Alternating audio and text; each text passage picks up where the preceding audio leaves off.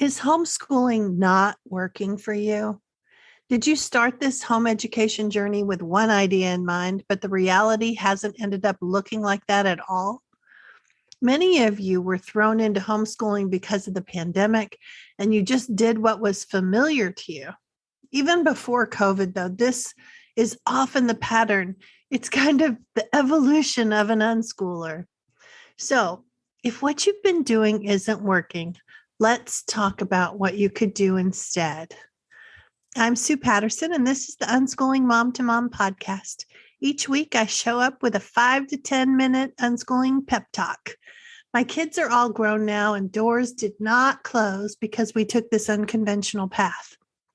But like many of you, I had a lot of doubts to overcome. I was a mom from the suburbs and never considered homeschooling. I hadn't even heard of unschooling when we first started. And then school wasn't a good fit for my kids. I'm sure many of us could swap some stories.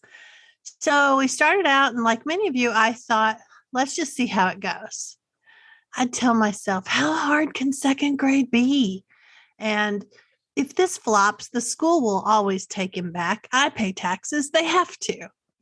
And while I searched for resources, fun ways to learn different subjects, I didn't really give it much more thought than that. I had 3 kids, and we were moving from San Antonio to Alaska at the time. Oh, I read a little bit, books like John Taylor Gatto's Dumbing Us Down. And during that first year, Mary Griffith's Homeschooling Handbook and Home Education Magazine. But unschooling was kind of off in its corner, doing its own thing. I didn't pay much attention to it initially until the power struggles kicked in. My son didn't want to do the writing projects required by the curriculum I had chosen. He was bored with the stories they were wanting him to read, and frankly, so was I. He really didn't care about memorizing the arbitrary spelling words that had been selected for all kids his age. We all wanted to get out and explore our new world, but we were chained to that curriculum that I had chosen. I had jumped from one educational conveyor belt to another. Because when you leave the school system and choose to homeschool in a traditional way with a curriculum approach, you're really just getting on another conveyor belt that moves you through the process without any consideration of interests, curiosities, moods, environments, family demands. Those things don't matter. The school, and then its proxy, the curriculum, is what matters most. And our job as parents is to fit our kids into their expectations, meet their standards, excel, if we want to be considered good homeschooling parents, and move on to whatever else they think our kids' ages should be learning at the moment. So you get the visual, right? Hopping from one conveyor belt to another. But I get it. Who has time to create an individualized curriculum? And does that mean for each child? What if one's into animals and the other's into performing arts and the other wants to shoot airsoft guns or play video games? What do you do with that combination? And what about the expense when you've already bought the curriculum? You sorted through all the options and found the most affordable package that you thought they'd enjoy.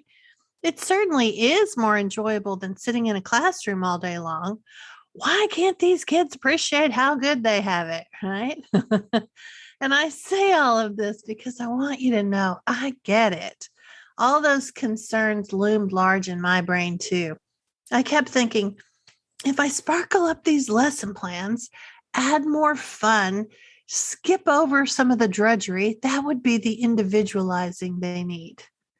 And that's understandable because that's what good teachers in schools try to do, right? Or when you get an IEP for your child, you just try to squeak out another year in the system. But here's the thing, no matter how you spin it, when you use a curriculum, you're saying that that company's agenda is what matters most. The message that you're delivering to your child is that they have to shelve their curiosities and interests and defer to these other plans because someone says theirs is more important than your child's or your family's. But it's familiar. It's what most people do when they first start out homeschooling. I run into a lot of families that have even been homeschooling like this for a while when the kids were younger because the curriculum is more play-based. And then something shifts in their educational expectations and the resistance begins. So what do most homeschooling moms do? They try harder. They try to make it more fun. They try to cajole their kid into cooperating. They start promising rewards for compliance, or they get mad. They get frustrated with their kids wanting to have a say over their educational path. Their kids tell them they don't even want an educational path if this is what it's going to look like. And the parents are worn out. And here you are, wondering whether to plunk down more money to buy the curriculum that promises to be inspiring. But you've heard those promises before, and they didn't come through, at least not with your kids. But there's another issue. You've been in the homeschooling world long enough to hear the way some people talk about unschoolers. You've maybe formed some opinions of your own based on stories you've heard or one or two families you've met, or even that girl on TikTok who has a huge following because she was supposedly unschooled and hates how that went. We can talk about that another time. She does bring up some interesting points. But my point is that you may have some anti-unschooling thoughts you need to work through. And I want to help you do that. I have a YouTube video about the myths about unschooling called The Facts and Fiction About Unschooling over at the Unschooling Mom to Mom channel. I'd love it if you check that out, subscribe, do all the things. I'll put the link in the show notes. So what are the things you need to help you see that unschooling could really work for your family? It's going to take some significant deschooling. Maybe you think you did it before if you first left school. Maybe you didn't. Or maybe your child didn't even go to school. You still need to learn all you can about deschooling because it's really all about seeing how you've been conditioned to believe that the school approach is the one legit path to success. We have a lot of layers to clear off so that we can do what's best for our kids. But since this is only a 5 or 10 minute podcast, let me leave you with a few bullet points, so to speak. I'll make a handout to help you dive deeper on each of these, and you can get it at the show notes or at the blog post where this is going to be. So you can focus on the obstacles or the clarifications that you need to make this leap from the traditional approach to this unconventional unschooling way. You'll shift from teaching to learning together, partnering with your kids to explore what interests them. Yes, unschoolers read books and learn topics like science and math and history, just not in the typical schooly way. They learn in ways that work for them. Unschooling parents are open to whatever ways work best. You'll learn about how unschooling works, how it's all about trusting that all humans are hardwired to be curious and don't have to be coerced into learning. You'll see that coercion is a problem of its own. It sets you up in an antagonistic way, making power struggles unavoidable. This puts distance between you and your child, making it harder to tune into what they need because they have a lot of resentment pushing you away. When you opt for unschooling, you can stop with the pressure to complete the work that someone else has said is important. Instead, you and your child will make choices that fit your family. It really doesn't matter what age kids learn anything. Sometimes people think that unschooled kids never hear the word no, or that parents have to surrender all their boundaries. And that's not true at all. But unschooling parents do parent a little differently from the mainstream. It really is more of a partnership, more listening and understanding, less my way or the highway approach. And no, unschooling parents are not lazy. They're actually very involved in their kids' lives and creatively connecting.